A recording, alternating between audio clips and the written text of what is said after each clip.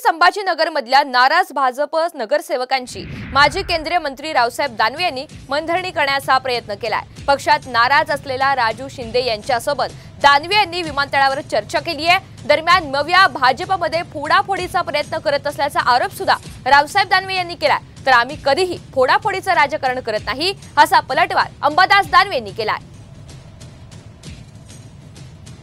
उद्धव साहेब ठाकरेची शिवसेना असो, एनसीपी असो, काँग्रेस असो, अशा प्रकारचे प्रयत्न करतायत। याचा अर्थ आमचा कार्यकर्ता एखादा त्यांच्या सोबत जाऊन बसला आणि त्यांना भेटला, याचा अर्थ त्यानं पक्षांतर केलं असं होत नाही। आणि राजूच्या मनात सुद्धा असं नाही की मी कोणा पक्षात जाऊ।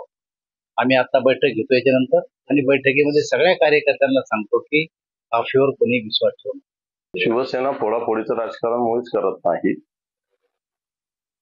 पण तू कोणाला स्वतःहून शिवसेनेचं मान्य उद्धवजींच्या नेतृत्वाखाली काम करण्याची इच्छा असेल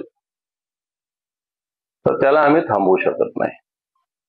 कारण शेवटी संघटना मोठी झाली पाहिजे, संघटनेत वेगवेगळ्या प्रकारची सगळी मंडळी आली पाहिजे। मला असं वाटतं ही संख्या आकड्यामध्ये बराच फरक आहे। महिन्याभरात आणखी आकडे व्यवस्थित स्पष्ट होतील, किती लोक येतील।